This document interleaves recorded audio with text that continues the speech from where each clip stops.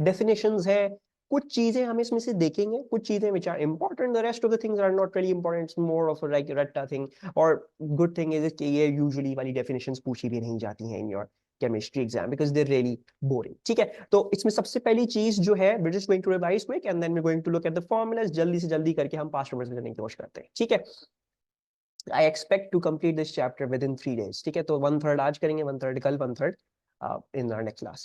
ठीक है, तो relative atomic mass. अच्छा, relative atomic mass. Now there are these terms जिसमें relative आ रहा होता है। ठीक है, तो relative का मतलब क्या होगा? relative का मतलब ये होगा कि आप हमेशा एग्जामिनर को बताओगे relative to the mass of a carbon atom. ठीक है, so you will always include this line के on a scale where one atom of carbon 12 has a mass of 12 m, या आप ऐसे लिखोगे या आप ऐसे लिखोगे कि on a scale where 12 grams of carbon represents 1 mole. ठीक है जी, somehow you need to incorporate in your answer जिस भी इसमें relative आ जाए। ठीक है, relative atomic mass है, relative isotopic mass है, relative molecular mass है, उसमें क्या आएगा? on a scale where one atom of carbon 12 represents a mass of 12 amu, या फिर आप ये लिख दोगे कि 12 grams of carbon represents 1 mole. ठीक है जी, तो relative जिस भी डेफिनेशन में आएगा हमें relative के लिए ये लिखना होगा।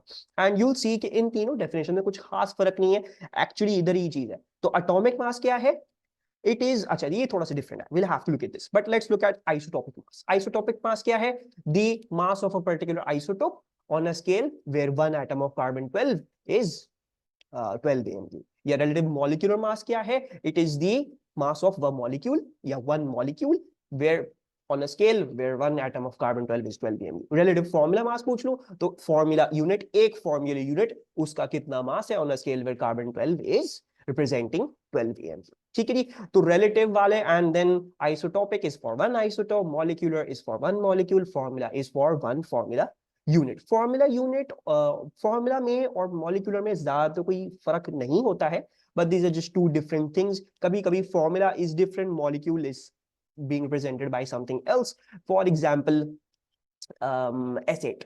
ठीक है, तो सल्फर, हम कभी कभी सल्फर को एस भी लिखते हैं and sulphur can also exist. Sulphur की जो यूजुअल स्टेट है जिसमें एग्जिस्ट करता है वो S8 होती है, यानी 8 atoms of sulphur are together. ठीक है, तो ये हो गया। अच्छा, now let's look at this because ये हमें बाद में काम आएगा। ठीक है, let's remember this relative atomic mass क्या है। ठीक है, अच्छा हम सबको पता है एक एटम के आइसोटोप्स होते हैं। ठीक है, कार्बन 12 भी है, 13 भी है, 14 भी है। ठीक है, there are different isotopes for an atom. और आइसोटोप्स क्या होता है ये हम सबको पता है कि different mass number same atomic number, या different number of neutrons same proton number। ठीक है, however you've learned it, ये सबको आता है।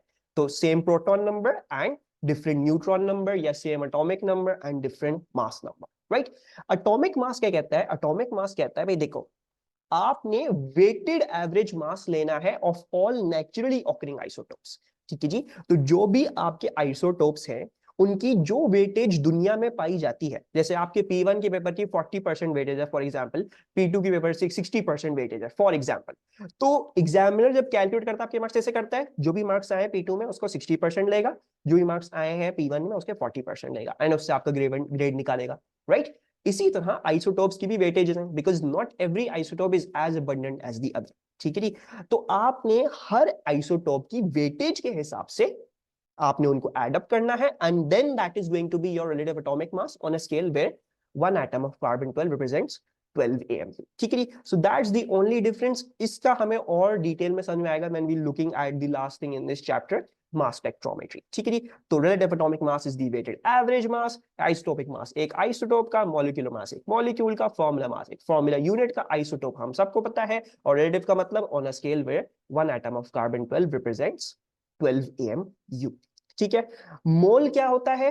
We all know that as well. Mole होता है जिसमें एवोगाड्रोस नंबर ऑफ पार्टिकल्स होंगे। ठीक है जी, अब पार्टिकल से मुराद हो सकता है एटम भी हो, जैसे सोडियम एटम्स है।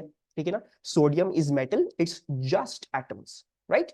सो उसमें 1 mole representing Avogadro's number of sodium atoms. Chlorine gas, अगर मैं आपको बोलता हूं सोडियम, तो sodium is only a atom, right? whereas chlorine gas it exist as Cl2। तो इसमें एक मोल क्या होगा? इसमें एवोगाड्रोस नंबर ऑफ Cl2 होंगे, यानी 2 Cl होंगे, ये एक मॉलिक्यूल बना रहे हैं, और इतने 6.02 × 1023 होंगे। And then so on so forth. S8 के लिए 8 sulphur molecules combined together, that's 1 particle. And then उतने 6.02 × 10⁻23 होने चाहिए आपके पास, ठीक है जी। तो mole is that. Molar mass कुछ भी नहीं है। मोलर मास ये है कि आपकी जो पीरियोडिक टेबल में ये नंबर्स लिखे हुए हैं, ठीक है जी। फॉर एग्जांपल दिस 24.3, ठीक है, मैग्नीशियम के लिए। तो आप इसको ग्राम पर मोल में लिख दोगे, यानी आप सिर्फ और सिर्फ ये करोगे 24.3 ग्राम पर मोल लिख दोगे, this is your molar mass, ठीक है। नॉट टू इम्पोर्टेंट या कुछ ऐसा, बिकॉज नॉर्मली बच्चे इस्तेमाल भी नहीं करते और मैं भी ऐसे नहीं पढ़ाऊंगा, कंफ्यूज मुझे करना नहीं है, ठीक है। So but it's just that कि जो भी इधर लिखा हुआ है एमआर, जो भी आपको पता है आपके एयर्स लिखे हुए होते हैं पीरियोडिक टेबल में, you just write that down like that. Last is concentration भी हम सबको पता है मोल पर डीएम क्यूब होता है, ठीक है। ये boring part I wanted to end. जल्दी से किसी को इस स्लाइड से रिगार्डिंग कोई क्वेश्चंस है तो दे कैन आस्क।